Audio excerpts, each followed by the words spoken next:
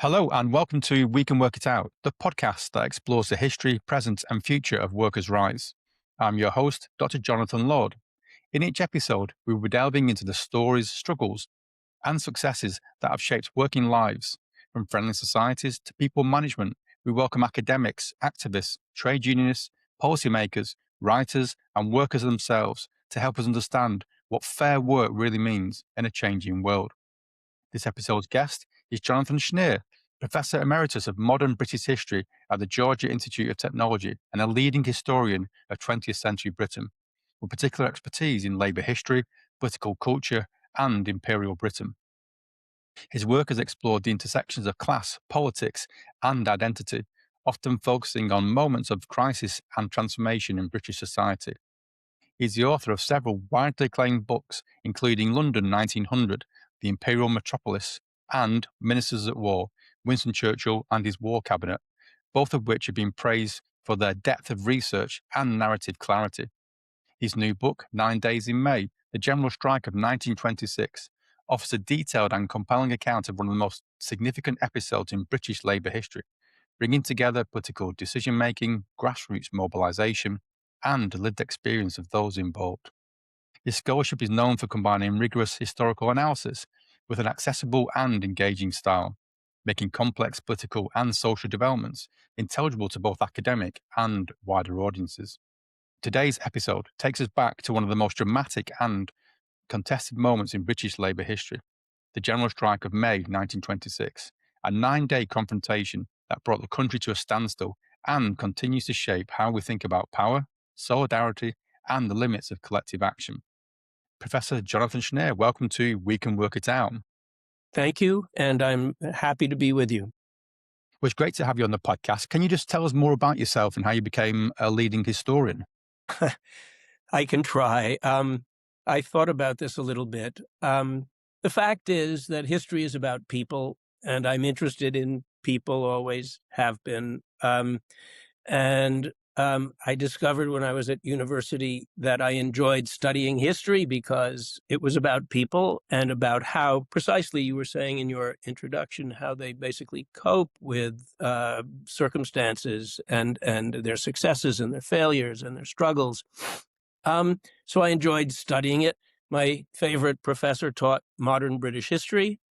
And so I got started studying, and then writing about it, first for him, then I kept going and got the various degrees you have to get. I didn't know how to stop, and I still don't. And so that's the story, really. You've written some fantastic books and articles, and your kind of breadth of what you discuss as well is fascinating.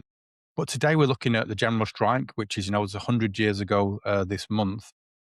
Can you take the listeners back to the early 1920s, though? Because the General Strike didn't just kind of come out of nowhere, did it? It had obviously a background to it. What were the economical and political pressures that made the confrontation of this scale possible? So don't forget that 1926 is 8 years after the end of World War I, 7.5 years in May of 26. And World War I basically had postponed a great showdown between the forces of labor and the employers and possibly the government. And during the war, although most British workers, got involved in the war in 100 different ways, they didn't forget what they'd been thinking about before the war began. And then, of course, the Russian Revolution of 1917 was an additional spur to to the workers' movement everywhere in Europe. I'm not saying at all that British workers were Bolshevik revolutionaries, but I'm saying that the revolution did have influence and impact upon Great Britain. After the war ended, the British working class movement sort of picked itself up and got ready for the next round of struggle with the employers. And in that struggle, British coal miners were the spearhead. And that was for several reasons. One was that they had a very well-organized, very powerful, quite militant union called the Miners' Federation of Great Britain. But the second reason was because their industry had entered what in fact would prove to be terminal decline, although nobody knew it yet. However, oil was beginning to replace coal. Worse for the moment was that the owners of British coal mines, and they, by the way, were organized in their own association called the Miners' Association of Great Britain. The owners of the coal mines had not modernized. They were very backward, whereas American coal mine owners, German coal mine owners had done. And therefore, the British coal mine owners were finding it very difficult to sell their product in export markets. German coal, American coal was cheaper. And thirdly, the Chancellor of the Exchequer, Winston Churchill, in 1925, returned Britain to the gold standard. And the one result of that was to overvalue the pound. Now, all these things put together meant that British coal was too expensive to export. So the Mine Owners Association of Great Britain got together. They all talked. They decided the way to deal with this problem is to cut the workers' wages and to add an extra hour to their day. Since 1914, postponed confrontation building between organized labor and the employers and possibly the government. A militant, powerful coal miners' union, the Miners' Federation of Great Britain, they weren't going to accept this horrible new development, a longer working day, and quite savage cuts to their wages. So they said, no way, we're not going to do it. But there's more to it than that. The Miners' Association thought the Mine Owners Association were confident they could beat the Miners' Federation, the workers' union, in a strike. And they wanted to do it, and they wanted to cripple the union for the foreseeable future. So they looked forward to a clash. Now, there's one more point I should bring in. In 1924, the German coal miners went on strike, and the American coal miners went on strike. And the result was that in that year, British coal was competitive. They could sell it, and they did. And the Miners' Federation took advantage of the good situation to demand a better wage, a better contract. And the result was the 1924 contract. But of course, the German workers eventually returned to the coal pits, and so did the Americans. And in the next year, 1925, British coal mine owners discover once again they can't sell their coal. American coal is cheaper. So they say, we want to end the 1924 contract. We're going to give you a new contract, the 1925 contract. And that's the one that cuts the wages and lengthens the day. And the Federation says, we won't accept that. All right. Now we bring in the government.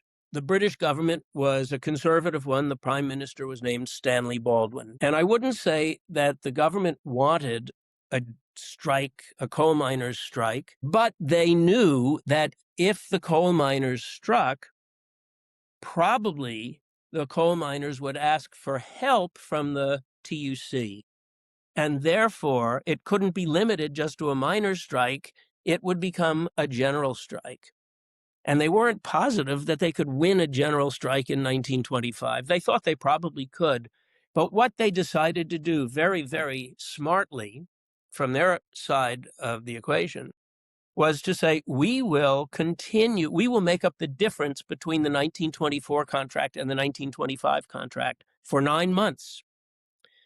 During that period, we'll appoint a neutral figure, and that was the liberal Herbert Samuel, a former Asquithian cabinet minister, he was the British leader in Palestine, back in the UK. We'll appoint him to make a study, a commission, the Samuel Commission. It'll last 9 months. For 9 months, we'll pay the difference between the 1924 and the 1925 contracts, and then we'll see what happens.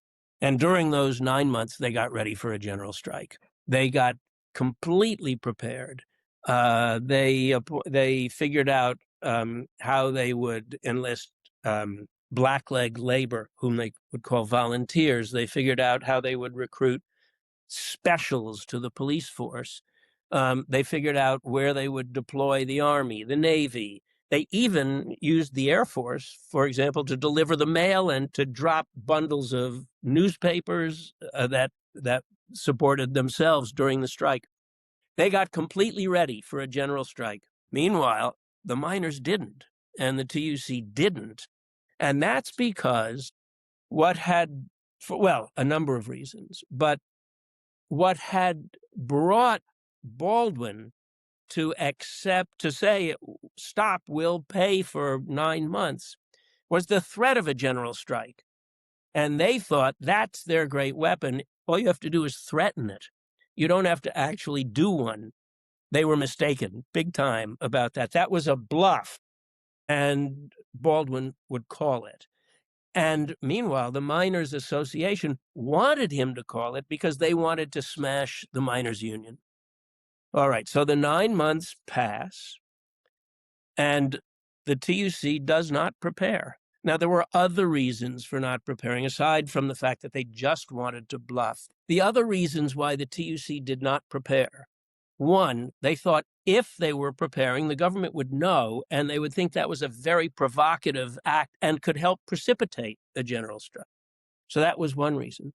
The other reason that I found astonishing as I read about it, researched it, was that a lot of the trade union leaders thought, if we have to call a general strike, British workers will know what to do. They'll figure it out. We can figure it out. We always do. It's not that we'll muddle through, it's that we know how to do strikes. So we can do it if necessary. So for all these reasons, the TUC did not prepare. The government did prepare. The mine owners were kind of licking their chops, waiting for the strike to take place. And eventually it did. In terms of the TUC, then why weren't they prepared? I mean, it sounds really, really strange for an organisation that was willing to go so far as a general strike, and the background that it had, the connections it probably had. Why on earth didn't they prepare as much as the government did and the Association of Miners? Yeah, well, I was just saying, one, they didn't because they didn't want to be provocative. Two, because they thought they would know how to do it if they had to. Three, because they thought they never would have to. The bluff would be enough. So those are some of the most important reasons for it. Now, I will add to that, some of the trade union leaders knew in their hearts that they could never beat the British government. Powerful as the British labor movement was, they could not defeat the British government in a head-on confrontation. And so they very much didn't want to have to do a general strike at all. They were pressured into calling a general strike, in part because back in 1921, at the very last moment, the two biggest unions, aside from the coal miners, which were the Transport and General Workers Union of Ernest Bevan, and the National Union of Railwaymen, led by Jimmy Thomas, they had backed out of a strike to support the miners in 1921 at the last minute. And that was considered a great betrayal. And so in 1926, 5 years later, their own members would have considered them to be traitors if they deserted the miners again. So the TUC leaders were really and truly between a rock and a hard place. They didn't want to call a general strike. They didn't think they'd have to call a general strike, but their members would accept nothing less when push came to shove. How difficult is it to call a general strike? Because obviously in the UK, it'll be impossible to do that now, but how difficult was it then to call a general strike? Well, the entire country thought that the mine owners were greedy, were cruel, were stupid. I mean, I have quotes from government ministers saying I've never met employers as stupid as the mine owners.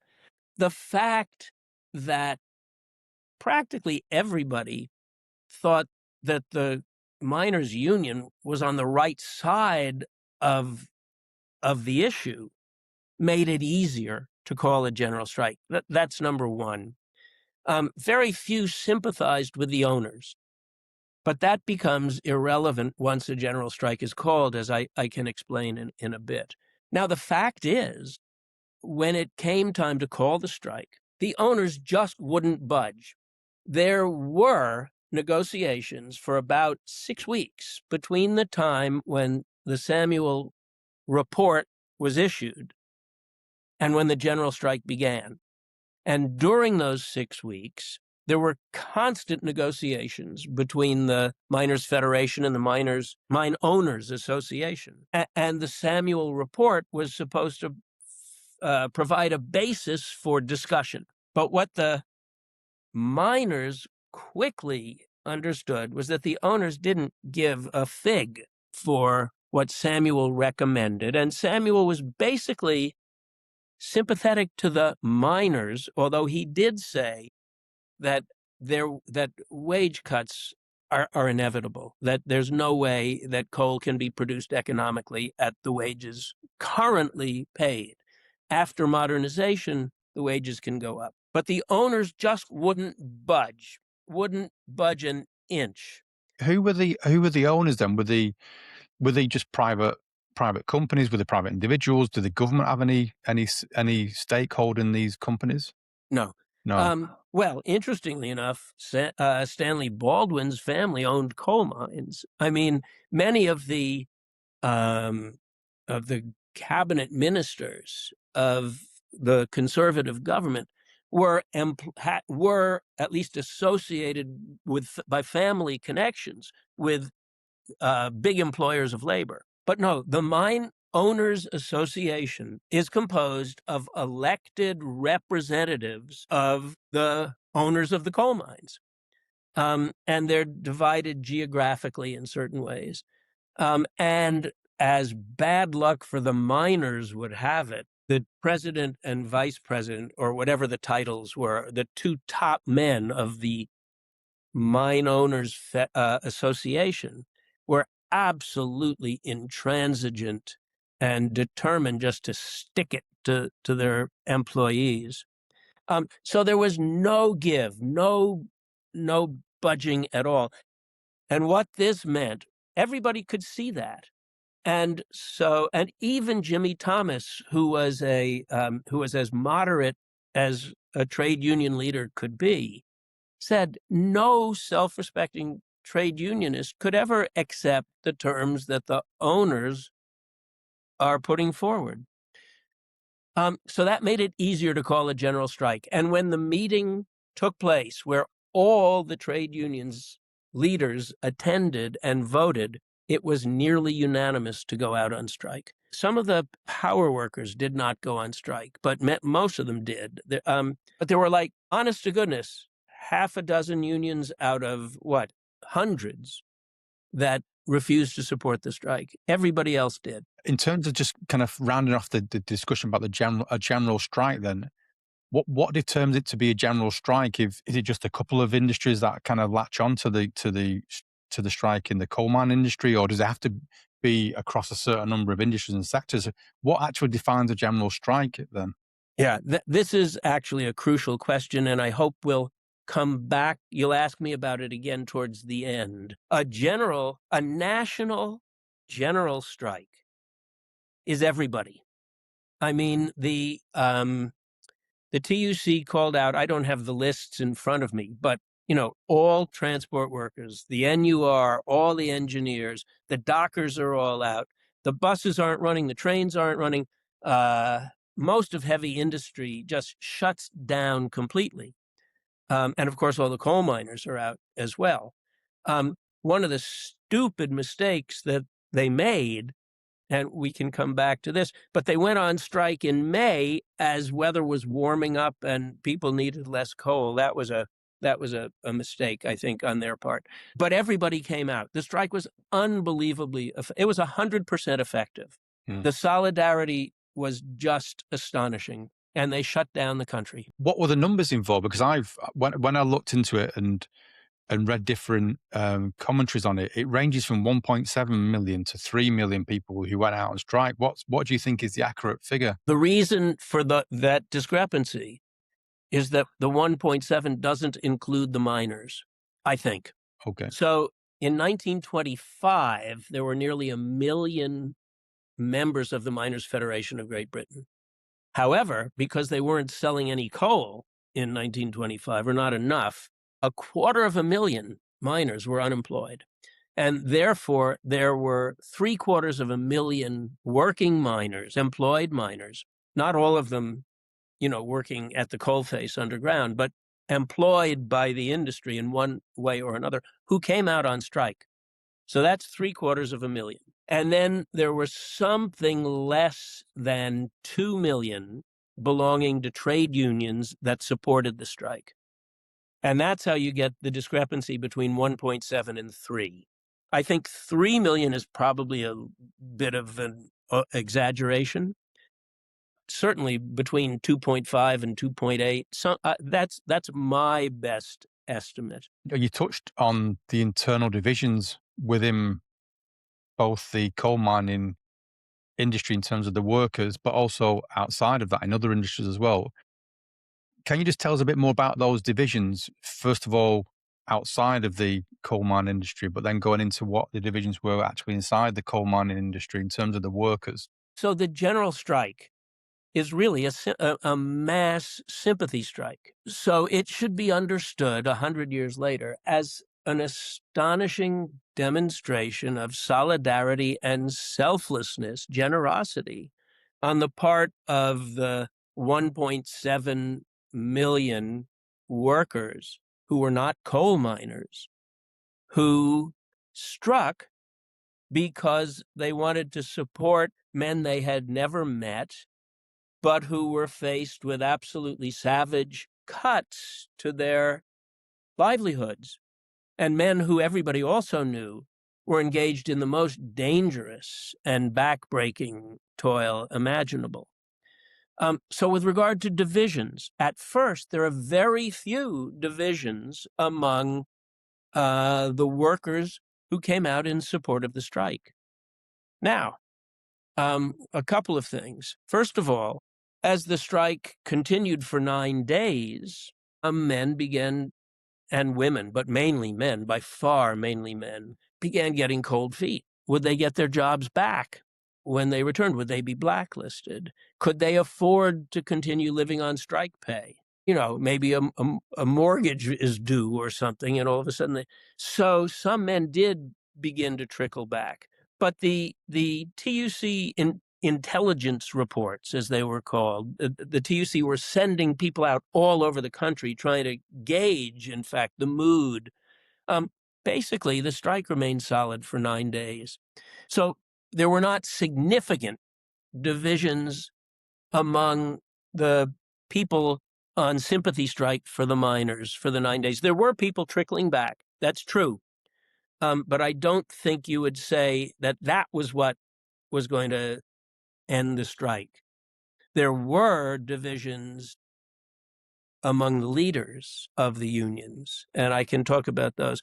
But also with regard to the coal miners, it's a much more complicated situation than you would think at first, because although coal mines are as different from each other as can be. So, there are some that are very similar, but there are mines that are 1,000 feet underground and that go under, the ocean.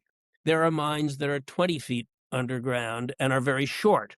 There are and mines that are so hot you can't wear clothing down there, and mines that are pretty cool, and mines where it's easy to hew the coal, and mines where it's very difficult. And also, of course, mines owned by 3 families that employ 30 men, and enormous enterprises owned by several families, say, that employ 10,000 men. What that means is that miners themselves, some of them actually could afford. The miners' slogan was not a penny off the pay, not a minute on the day. But there were some miners who could afford to lose a couple of pennies on the day. And as the strike went on, and of course, after the 9 days, the miners don't go back. They stay out on strike. There were some men who began to say, "This is crazy. I'm losing everything." And, if they take, I don't know, tuppence off my hourly wage, it's not going to really kill me. And a lot of those people lived in Nottinghamshire. And the Nottinghamshire miners eventually split off from the from the Miners Federation because they wanted to get back to work because they could afford it. So there are some splits among the miners, but the miners' solidarity essentially held and was extraordinary. And they struck for 6 months longer after the 9 days were up. And then they went back totally beaten. And the divisions among the supporting cast, as it were less obvious because it only was for 9 days. In your book, 9 Days in May, what I liked about it is at the start of it, you kind of go into the coal mining industry, in terms of, how important coal was. Yeah. Because you've explained about, the tensions within the industry and how some workers could afford, to take the pay cut potentially. Some wanted to ensure that themselves and maybe future generations would receive better pay and better conditions. But can you explain how important coal was? I don't think people understand how central coal was to the economy and to politics. Was it at the time? It was central. Coal was to Britain right after World War I and before World War I, as oil and natural gas and I suppose nuclear energy are to the UK today. It was crucial. It was what fueled the Navy, although Churchill was just beginning to change it to oil, actually. But so coal was essential. Coal, and of course, coal had fueled the British Industrial Revolution that made Britain the greatest power in the world for some period during the 19th century. And it was a dangerous job, wasn't it? People kind of tend to forget that, how dangerous it was. And all right, it was about pay and about the length of working hours during the day as well. But you talk about, I think you put a bit of humanity into your book about the job and about how people should be rewarded and remunerated for doing a really dangerous job as well. Oh, yeah, as I said before, but perhaps, first of all, when the owners wanted to add an extra hour to the day, the miners had fought and fought to get the number of hours reduced. They called the last hour, which would have been an 8th hour, the murder hour, because more people suffered accidents, injuries when they were exhausted, having spent the day working at the end of the day. That's number one.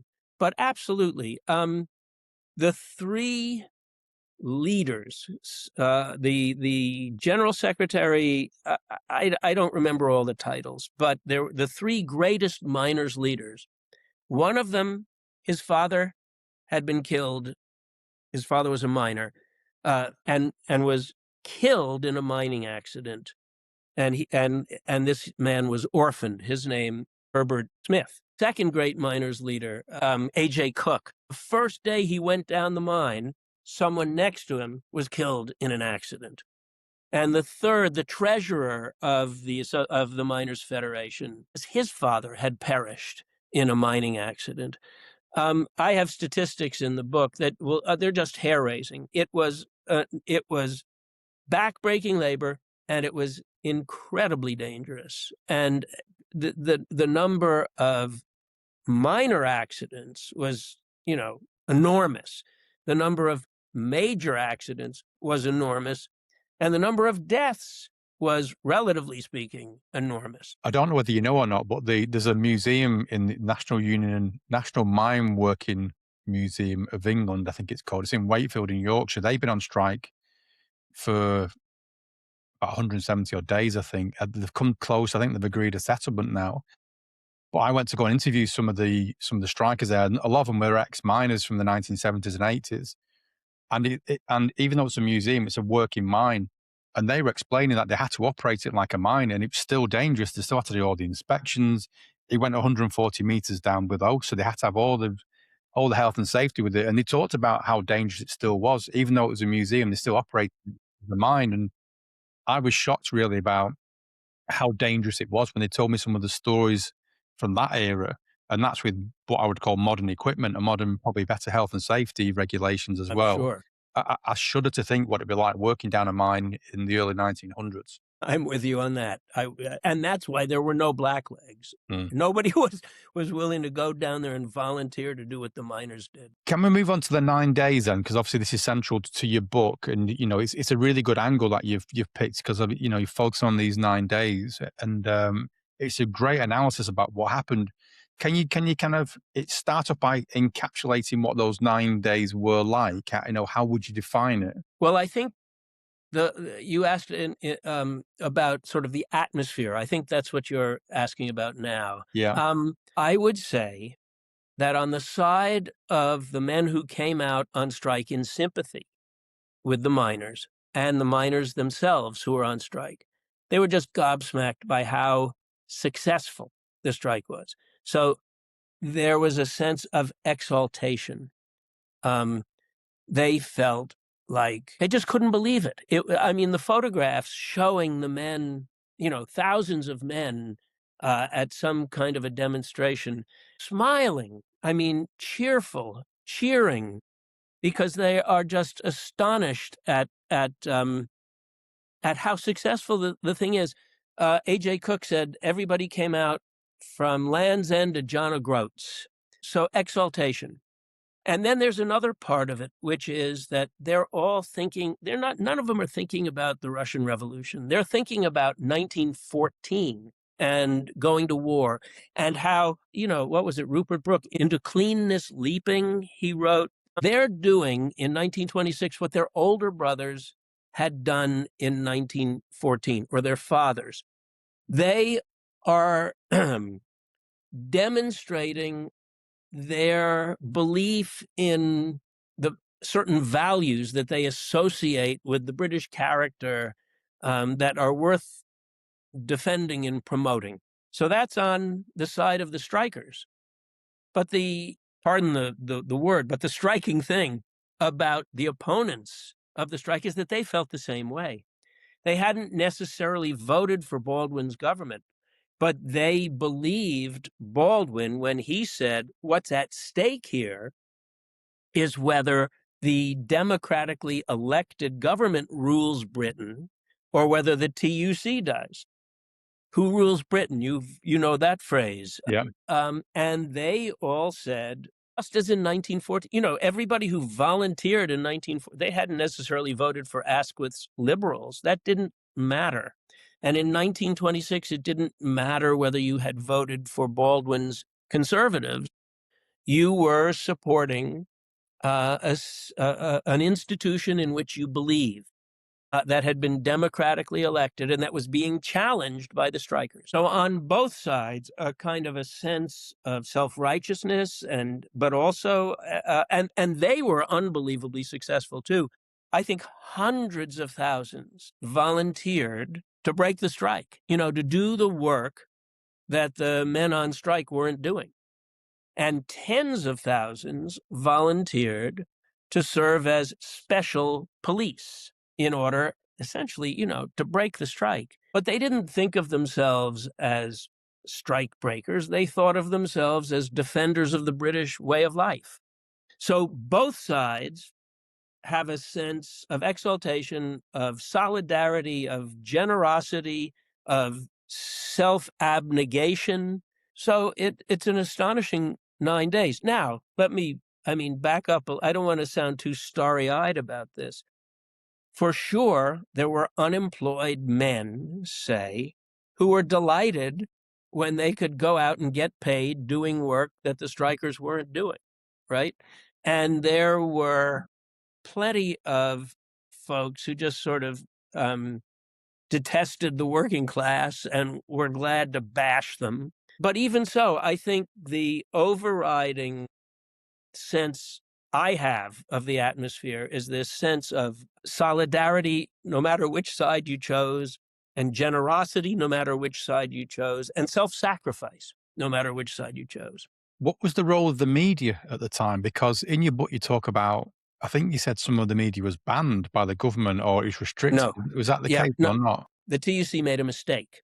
It called out all the printers. And what that meant was that, for example, the Manchester Guardian, which would have been sympathetic, couldn't print.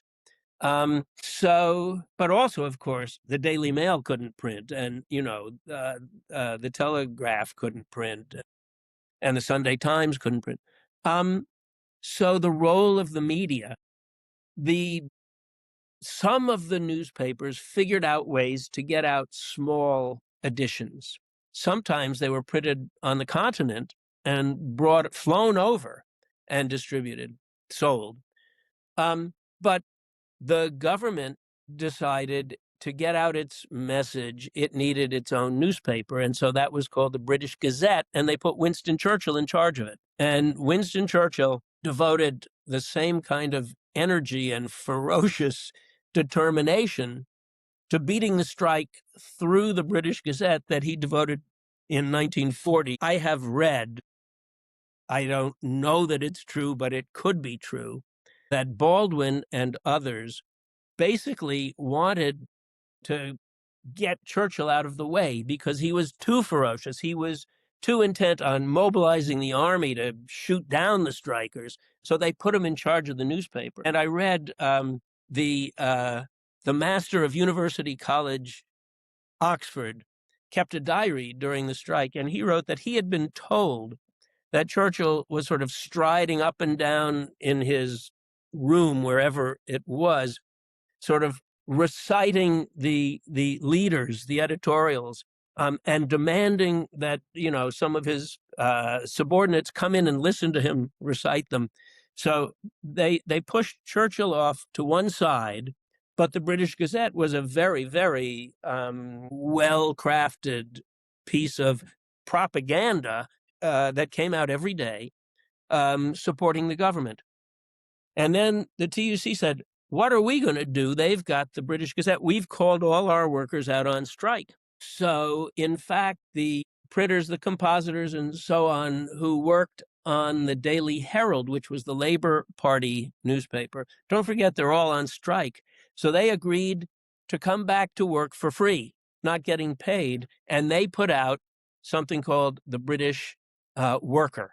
The British Worker. So there's the British Gazette for the government side, the British Worker for the TUC. The Gazette was much better distributed than the Worker. In addition, in all the locality, many of the trades councils began publishing their own little news sheets to keep people abreast of what was happening in their area. And some of these became very radical indeed, very revolutionary indeed.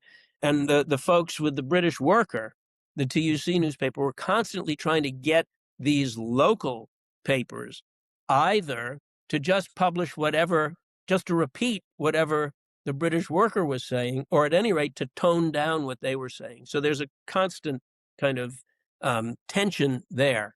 And then finally, there's the BBC. And John Reith, R-E-I-T-H, the man who ran the TUC, always proudly claimed that he maintained the independence of the BBC during the general strike. But that's balderdash.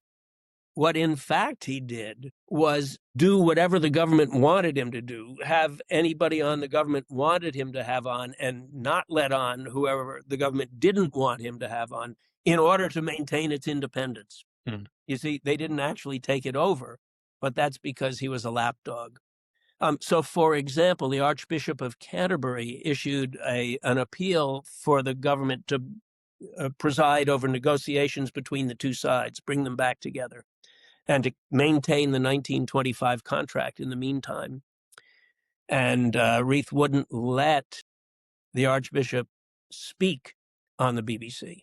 And by the way, neither would Churchill print what the Archbishop had said until the strike was over. It went to the top of what I would call power in the country, didn't it? I mean, the Archbishop of Canterbury is getting involved to Yeah. try and Oh, say, yeah. we need to mediate and, we need to try and get this sorted. That's the top of the echelons of power in the country. Yeah. Well, everybody had to choose a side. Or what the Archbishop actually, I mean, all it's interesting. All the Archbishop is saying, and what a lot of the critics were saying was, let's just slow down.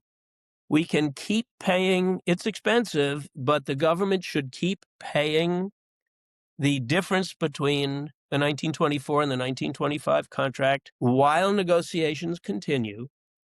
And let's see if we can't somehow end this thing by agreement. Okay, but now we're getting to the crux. And the crux is this: Baldwin understood that a national general strike, whatever its ostensible aim, and the TUC's aim was simply for the two sides to come back and negotiate again. A national general strike, if it's effective, is revolutionary, because if the unions win, they are the ones who will oversee the provision of essentials and essential services. That's a government's job. If the unions are doing that, they have beaten the government. And there was no way that Stanley Baldwin would accept that. So he had to defeat the general strike. So from the beginning, he was playing to win. He was playing for keeps. The TUC, they're just asking for the government to preside over negotiations. They're kind of playing for a tie, right? So it's an unequal, their goals are unequal.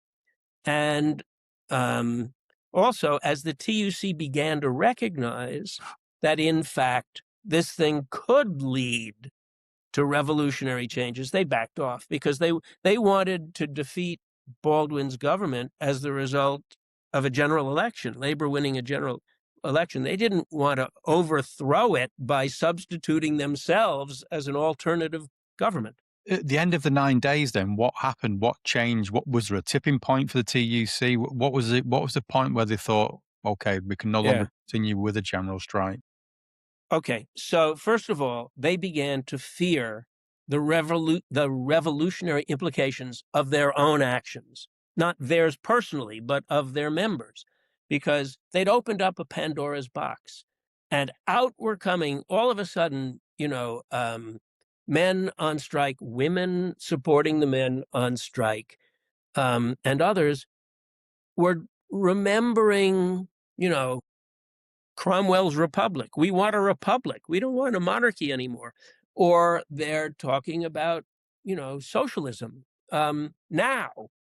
And so the TUC leaders, they began to worry about what they themselves had unleashed, and they wanted to slam the lid of Pandora's box shut.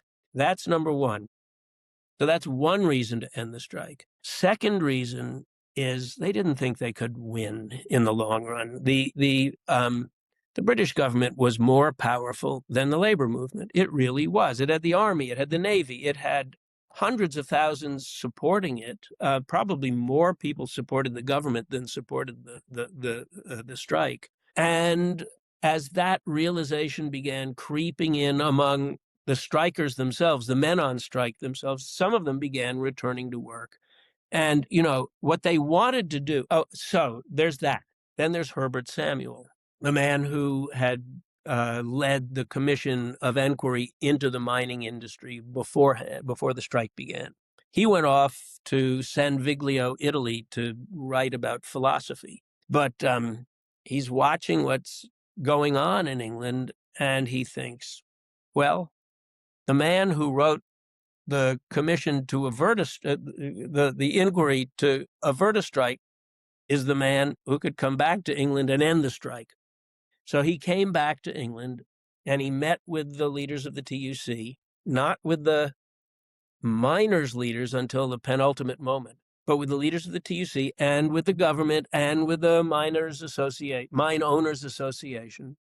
And he came up with the Samuel recommendations. And the TUC just jumped on them as a way out. They're afraid they're going to lose the strike. They don't want a revolutionary situation to develop. This is our way out of a terrible fix. The problem was Samuel, although he told them that he was doing this on his own, he hadn't been asked by the government to do this. He didn't tell them that the government probably wouldn't accept his recommendations, because he didn't understand yet that the government had to win absolutely. There could be no compromise solution. So the TUC men accepted Samuel's recommendations to end the strike. Then they forced them down the miners' throats, but the miners wouldn't swallow them. And so then the TUC men went to 10 Downing Street and called off the strike, believing that Baldwin would meet them halfway, would accept the Samuel recommendations. And the recommendations basically were, once again, that the modernization, he recapitulated what he had said before the strike, but Baldwin wouldn't accept it now. He might have accepted it before the strike began. Now it's too late. Now it has to be complete and total victory. So the TUC leaves 10 Downing Street realizing we've called it off, but we haven't achieved anything, except maybe we've saved ourselves from a grave defeat further down the road because we couldn't have won. And we've averted a revolution, so that's good. But the miners were left on their own.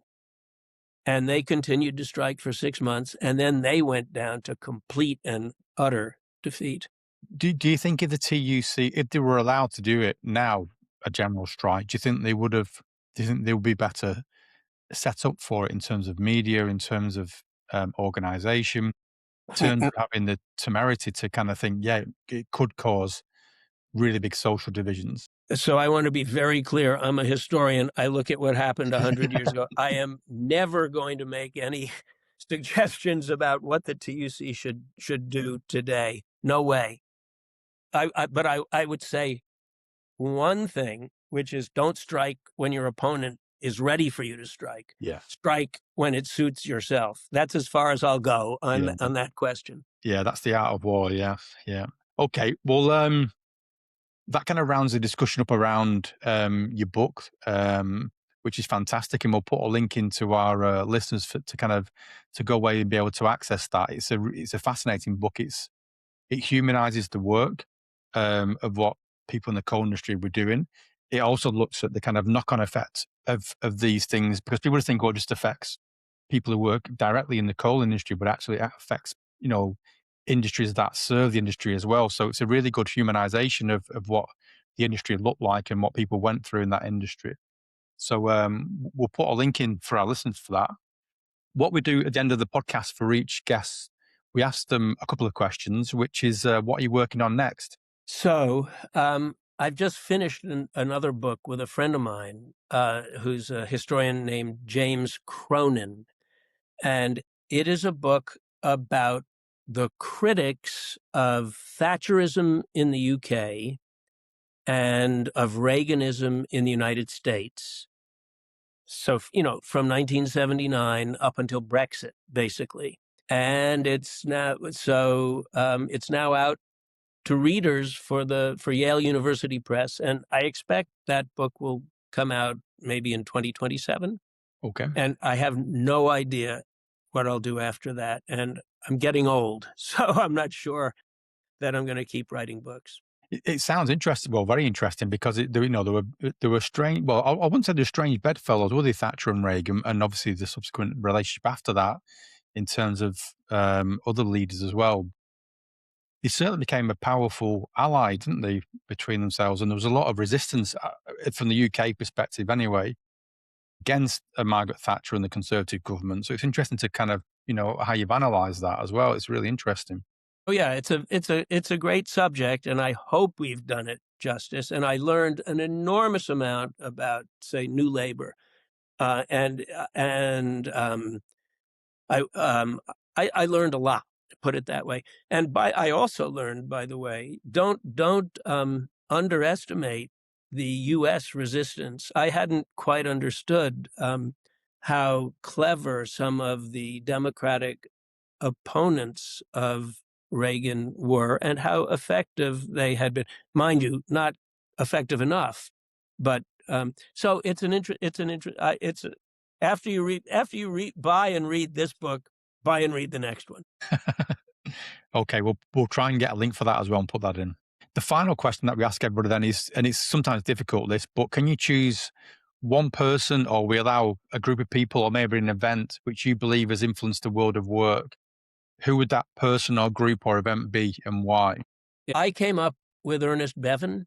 For all I know, someone else has also said that, because he's pretty obvious.